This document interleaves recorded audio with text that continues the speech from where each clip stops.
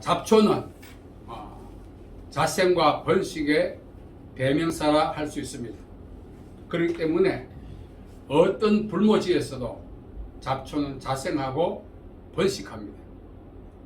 중요한 사실은 이 자생과 번식의 대명사인 잡초도 더 이상 자생할 수 없는, 번식할 수 없는 그런 한계 상황에 직면할 때가 있다는 사실이죠. 그렇다면 자생과 번식의 대명사라 호칭하는 이 잡초가 더 이상 자생하고 번식할 수 없는 그 상황, 그 한계 상황은 실체는 무엇일까요? 바로 계절입니다. 지금은 겨울입니다. 이 겨울에는 모든 식물들이 성장을 정체시키고 멈춥니다. 그러나 이 잡초 역시 더 이상 성장할 수 없고 또 번식할 수 없습니다. 오히려 한동안 자생했고 번식했던 잡초는 이제 고사의 상태에 들어가게 되는 거죠. 그러나 이 겨울이 되어도 식물의 자생과 번식을 저지하고 제한하는 겨울이 되어도 여전히 자생하고 번식하는 잡초가 있다는 사실입니다. 어떤 잡초일까요? 우리 내면에 있는 육신의 생각이라고 하는 잡초. 가시적 이 잡초는 겨울을 넘기지 못합니다. 냉기의 계절, 강풍의 계절, 겨울이 되면은 이제 잡초는 번식은 물론 더 이상 자생할 수 없고 고사되기 마련입니다. 그러나 우리 내면에 있는 이 잡초는 계절에 상관없이 항상 자생하고 번식하고 있다는 사실입니다. 자, 이 가시적 잡초, 이 잡초는 겨울이 되지 않아도 우리가 약품으로 작업을 통해서 얼마든지 제거할 수 있습니다. 그러나 육신의 잡초인 영적인 이 육신의 생각의 영적인 잡초는 어떻게 할 수가 없어요. 유효기간이 없어요. 우리의 연수가 70이요 강건함에 80이라고 했습니다. 이 육신의 생각인 영적인 잡초를 퇴출시키지 않으면 우리의 일생과 함께하는 것입니다. 이 가시적 잡초는 자생하고 번식한 지역을 황폐합니다. 비록 한때는 그곳이 옥토였다 할지라도 이 잡초가 자생하고 번식하면서 그 지역을 황폐합니다. 그렇다면 영적인 잡초인 육신의 생각은 어떠할까요? 육신의 생각 역시 마찬가지입니다. 오늘 우리가 읽었습니다. 본 말씀, 육신의 생각은 사망이라고 했습니다. 영적인 잡초인 이 육신의 생각을 우리가 처리하지 않으면 이 영적인 잡초가 우리로 하여금 사망에 이르게 한다는 것입니다. 사망은 무엇입니까? 생리적 죽음만이 아닙니다. 하나님 앞에서의 심판을 의미합니다. 또한 이 심판은 크리시스라고 합니다. 하나님 앞에서의 최종 심판도 크리시스이지만 우리가 삶의 여정 속에서 직면하고 경험하고 감당해야 될 위기 역시 크리시스가 그렇게 말하는 것입니다. 결국은 저와 여러분이 살아가면서 경험하는 목전에 연출되는 그런 모든 위기는 육신의 생각이라고 하는 영적인 잡초를 처리하지 아니함으로 인한 부산물인 것입니다. 결국은 우리가 일생을 살아가면서 경험하는 위기는 우리가 자초한 것이라 해도 과언이 아닌 것입니다. 육신의 생각은 단순한 잡초만이 아닙니다.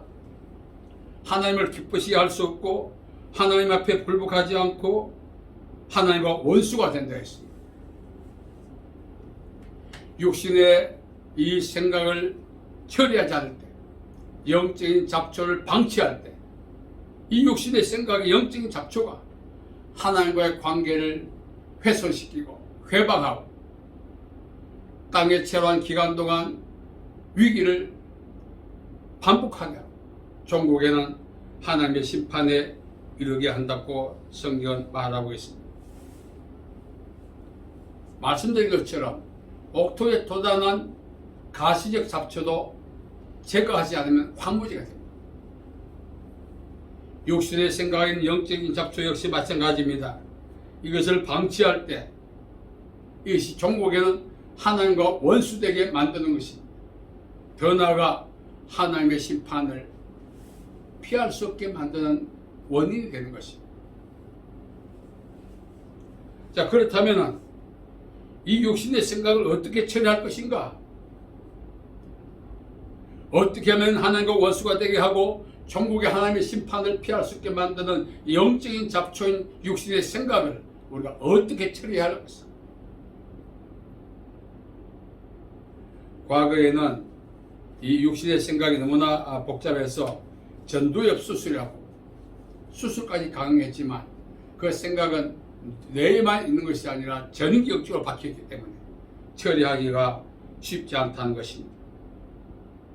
오늘 이 육신의 생각은 출발이 처음부터 나쁘게 출발하지 않습니다. 하나님을 기쁘시게 해야 한다는 대명제 좋게 포장해서 출발합니다. 그럼에도 왜 육신의 생각이 하나님과 원수가 되고 심판에 이르게 하는가? 말씀드린 것처럼 하나님을 기쁘시게 한다는 전제 아래 자기가 보유하고 있는 힘, 자기가 보유하고 있는 모든 대안을 활용한다는 것입니다. 하나님이 이런 힘과 능으로 할 수 없다 그랬습니다. 하나님을 기쁘시게 한다 할지라도 하나님의 힘, 능과 방법으로 해야 하는 것입니다.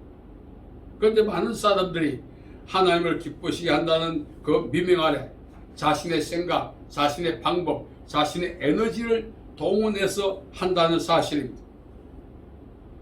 그것이 바로 하나님과 원수가 된다는 것입니다. 그것이 바로 하나님의 심판에 직면하게 된다는 것입니다. 고시대 예언자와 선지자들은 임의로 활동하지 않았어요. 먼저 하나님의 소명이 있었습니다. 그리고 하나님의 신탁, 하나님의 메시지가 있었습니다. 그거로 끝나지 않았어요.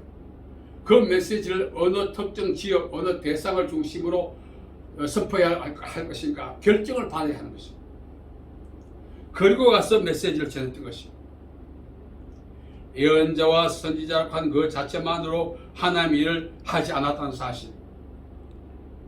이미 예언자와 선지자는 기름부음을 받았어요. 하나님을 할 수 있는 자격과 조건과 여건을 갖추고 있습니다. 그럼에도 불구하고 임의로 행동하지 않았던 것은 하나님의 말씀이 임하지 않았고 하나님의 지시할 영역을 위탁받지 않았기 때문에 그렇습니다. 자, 구시대 보면은 예언자라고 하는 미명 아래 하나님이 말씀이 임하지 않고 파송하지 않았음에도 불구하고 임의로 행동한 그런 사람들이 많이 있었습니다. 그들을 향해 하나님이 이렇게 말씀하셨죠. 나는 그들을 보내지 않았다. 그들이 전가한 말은 밀이 아니라 결라고 말했습니다. 밀은 생명의 양식인 하나님의 말씀을 상징합니다. 결은 예언자와 선지자들이 조작해낸 임의로 조작한 자신들의 하나의 의사, 의견, 생각입니다. 그것을 하나님의 이름으로 선포했다는 것입니다. 그래서 하나님이 이를 아주 심각하게 판단하신 것입니다. 나는 그들을 보내지 않았고 그들이 경감한 그 모든 내용은 내가 그들에게 위탁한 말이 아니라 겨였다고 말하고 있습니다. 진정한 예언자와 선지자는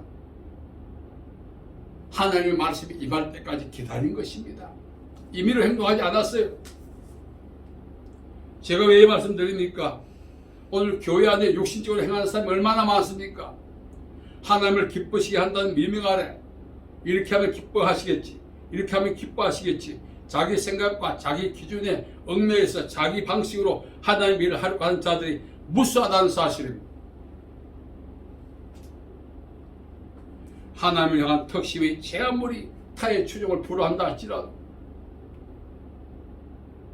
하나님의 신탁, 메시지가 있어야 합니다. 뿐만 아니라 그 메시지를 감당할 수 있는 성령의 능력이 임해야 합니다. 그리고 하나님의 출발 시도가 있어야 합니다. 그래야만 하나님을 할 수가 있습니다. 그러지 않고 단순히 하나님을 위한답시고 오늘 많은 사람들이 교회 안에서 일을 만드는 경우가 얼마나 많습니까? 데살로니가후서 3장 11절에 말합니다. 그러한 사람들에게 일만 만드는 자들. 오늘 우리가 직분을 갖고 있고 또 교회에서 위임받은 일이 있다 할지라도 그것을 감당할 수 있는 환경과 조건과 여건들이 조성될 때 일을 해야 하는 것입니다.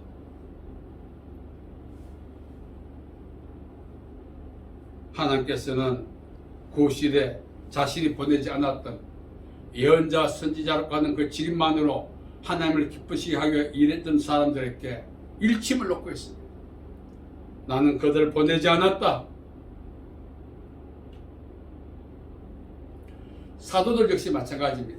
마가복음 16장 20절 개역 이전의 성경을 보면은 제자들이 나가서 두루 전할세 주께서 함께 하사 그 다른 표적으로 그 말씀을 증거했다.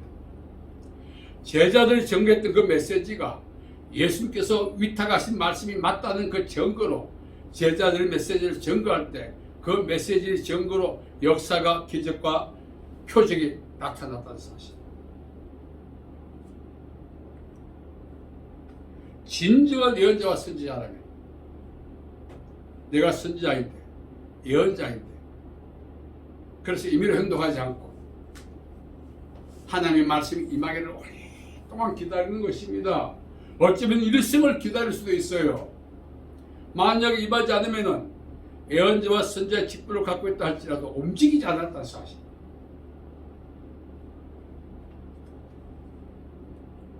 오늘 우리가 육신의 행위를 자행하지 아니하려면 우리가 무엇을 어떻게 해야겠습니까?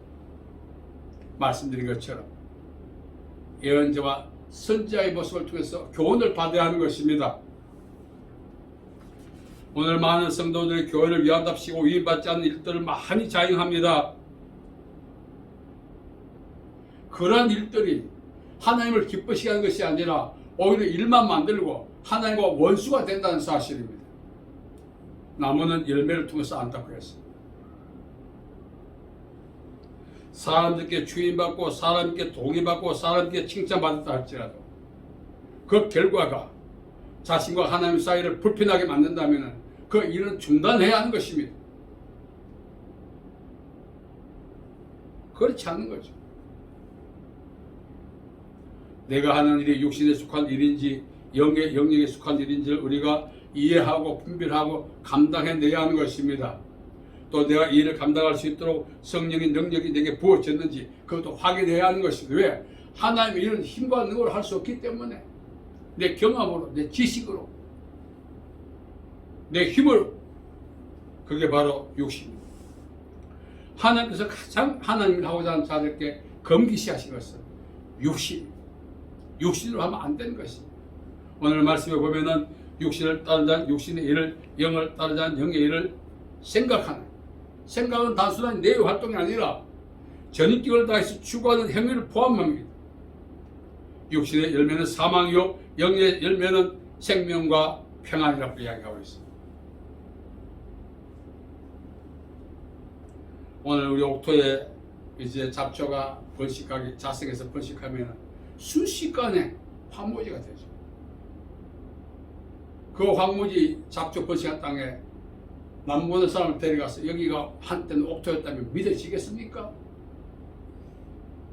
잡초가 처리될 때에 비로소 옥토로 인정받는 것입니다. 우리 역시 영적인 옥토가 되어야 하고 영적인 사람이 되어야 하는 것입니다. 그렇게 되려면 이제 육신의 생각을 우리는 처리받아야 돼요. 어떻게 하면 영적 잡초인 육신의 생각을 처리할 수 있는가? 첫째는 바로 말씀을 묵상해야 합니다.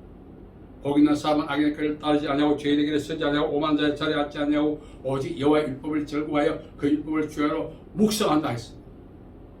하나님의 말씀을 많이 읽어야 합니다. 묵상해야 합니다. 그래서 내 육신의 생각을 퇴출시켜야 하는 것입니다. 하나님의 말씀이 내 안에 자리매김하고 열매 맺고 그렇게 만들어 가야 할 책임이 내게 있습니다. 일생을 가도 성경 한번 읽지 않고 자기의 두뇌를 의지하는 사람들이 얼마나 많습니까? 성경보다 자기의 경험을 의지하는 사람 얼마나 많습니까? 그것이 바로 육신인 것입니다. 두 번째는 기도해야 합니다. 누구든지 지혜가 부족하거든 구해 주시고 꾸짖지 아니하신 하나님께 구하라 그러면 주시리라 했습니다. 우리가 무슨 일을 하든지 항상 기도해야 하는 것입니다. 그래서 하나님의 뜻을 묻고 하나님의 지혜를 구하고 하나님의 능력을 우리가 덧입을 때만이 하나님을 해낼 수가 있는 것입니다. 세 번째로는 실시간 성령님을 따라야 합니다. 성령을 따라 행하라 그래야만 육체의 욕심을 이루지 아니하리라. 성령님은 하나님의 깊은 것을 통달하십니다. 하나님이 우리에게 무엇을 요구하시는지 우리에게 알려주시고 또 그것을 감당할 수 있도록 우리를 도와주시는 분이 성령님이십니다. 그래서 파라클레토스 보이사라고 하시는 것입니다. 오늘 우리는 육신의 생각에 사로잡혀 하나님과 원수된 삶을 살지 아니하려면 말씀을 묵상하고 기도하고 실시간 성령의 인도함을 따라 살아야 한다는 사실. 만약 그러하지 않는다면 일생을 우리가 주를 위해서 수고했다 할지라도 그 수고는 하나님과 무관한 것입니다. 어쩌면 그 수고가 일생을 하나님과 원수된 삶을 살아온 결과의 열매일 수도 있습니다. 그래서 우리는 말씀을 묵상하고 기도하고 실시간 성령의 인도함을 따라 살 때 하나님을 기뻐하시는 일을 감당해낼 수가 있다는 사실. 베드로가 예수님을 만났을 때 밤새 거물을 내렸지만 실패했습니다. 자신의 생각 따라 살았기 때문에, 자신의 경험을 의지했기 때문에 그 결과가 어떠한 걸 우리에게 알려주고 있는 것입니다. 베드로의 실패는 상황적인 실패가 아닙니다. 육신의 생각을 의지한 자의 결론이 어떠한 걸 우리에게 알려주고 있는 것입니다. 그때 베드로가 어떻게 했습니까? 말씀에 의지하여 내가 거물을 내립니다. 그랬을 때 실패를 많이 할 수 있는 고기를 잡았습니다. 친구의 실패도 복구시켜 주었습니다. 베드로는 난생 처음 그만한 의외꼴에 놀랐습니다. 이처럼 우리가 일생을 살아가려면 우리의 주관적인 생각을 버려야 하는 그것이 바로 육신의 생각이고 영적인 잡초입니다. 오늘까지 우리가 60년을 살았고 70년을 살았다면 그 잡초가 그만큼 세월 동안 번식한 거예요. 그걸 고치기 힘들어요. 인정해요. 고치기 힘든 뿐 아니라 고치를 생각하지 않습니다. 불편하고 힘드니까. 우리는 하루를 살더라도 비록 늦었다 할지라도 육신의 생각을 따라 살았던 것을 처리받아야 하는 것입니다. 영적인 잡초를 처리했을 때와 처리하지 않았을 때 삶의 결과와 정황은 다르게 나타나게 되어 있는 것입니다. 베드로가 말씀에 의지했을 때 어떻게 되었습니까? 우리 역시 그런 베드로의 축복을 경험하려면 오늘이라도 육신의 생각을 우리는 버려야 합니다. 저도 인생을 돌아보니 기도한다고 했지만 영적인 잡초를 따라서 사역한 경우가 많았다는 사실을 부정할 수 없습니다. 하나님을 기쁘시게 한다는 것이 목적이지만 그 과정과 절차가 육신대로 우리가 한다면 그 목적은 숲으로 돌아가는 것입니다. 오늘 말씀이 이야기합니다. 육신을 따른 자는 육신의 일을, 영을 따른 자는 영의 일을 생각하나니 육신의 생각은 사망이요 영의 생각은 생명과 평안이라. 우리 안에 영적인 잡초 육신의 생각이 있습니다. 죽을 때까지 처리받아야 합니다. 그리고 성령의 능력에 의해서 말씀에 순종해서 살아갈 때 하나님이 디자인하신 복된 인생을 누릴 수가 있는 것입니다. 제가 어떤 분에게 아무리 설득해도 안 돼? 제가 울고 싶더라. 만일 이 사람이 내 아들이라면 내가 유언을 남겨도 안 되겠구나 판단한 뒤로는 더 이상 조언도 고민도 안 하기로 했습니다. 당사자가 불편을 못 느끼고 사는데 왜 옆에서 내가 거절을 하냐? 조언한 것이 참 오지랖이 넓어서 그렇구나 한때는 그런 생각도 했습니다. 안 하면 니나 잘해. 그 말이 맞는 것 같아요. 오늘 우리가 살아가면서 저 역시 육신의 생각이 너무 많아요. 저리 받아야 할 영적 잡초가 저 안에도 아직도 많이 있습니다. 어느 분야에는 전체가 영적인 잡초가 있고 어느 분야에는 잡초를 뽑다가 지쳐가지고 왜? 면적이 크다 보니까 포기한 것도 있고 그렇다는 것입니다. 저 역시. 그러나 우리가 육신의 생각을 처리받지 않는다면 이 영적인 잡초가 세상 체류하는 동안 하나님과 원수되게 하고 종국의 하나님의 심판대 앞에 섰을 때는 하나님의 심판을 피할 수 없게 만든다는 것입니다. 오늘 우리 모두가 이제 영적인 잡초를 인정하십시다. 그리고 하나하나 늦었지만 처리해 가십시다. 처리하는 과정 속에 인생이 끝난다 할지라도 어쩔 수 없어요. 처리한 만큼 행복해지고 처리한 만큼 복된 삶을 살 수 있다는 희망을 갖고 어쩌면 내 인생에 이 영적인 잡초를 한 포기밖에 포기하지 못한다. 시간이 없어. 그 한 포기라도 뽑는다면 그만큼 행복해지지 않겠어요? 그래서 우리가 육신의 생각인 영적 잡초 뽑는 일에 열심을 다해야 할 것입니다. 그것이 우리를 향한 하나님의 뜻입니다. 내 생각은 내 생각과 다르다고 하나님이 이미 말씀해 주었어요. 하나님과 하나 되려면 아모스 3장 두 사람이 의합하지 않고는 동행할 수 없다 했어요. 하나님의 생각과 일치를 이루지 않고는 하나님과 동행할 수 없어요. 우리는 하나님과 동행을 요구하면서 그 동행의 조건인 의합에 대해서 우리가 강구하고 살지 않습니다. 생각이 다르면 어떻게 동행할 수 있겠어요? 오늘 다시 한번 이 말씀을 기억하십시오. 주여, 내 안에 있는 영적인 잡초를 인정합니다. 처리받기 원합니다. 기도를 끝내지 않고 한 폭이라도 처리하기 위해서 안간힘을 다해야 하는 것입니다. 그럴 때 내 삶의 영역이 점차적으로 옥토가 되면서 하나님의 축복이 30배, 60배, 100배 열매 맺는 것을 확인하게 될 것입니다. 그러한 축복이 저와 여러분 있기를 간절히 축복합니다. 아멘. 살아계신 아버지 하나님, 은혜와 자비와 사랑을 감사합니다. 우리 내면에 있는 영적인 잡초인 육신의 생각을 회개합니다. 이제 도출을 될 때마다 이 생각들 하나하나 처리해가기 원하오니 성령으로 도우시고 함께하여 주시옵소서. 예수님의 이름으로 기도하옵나이다. 아멘.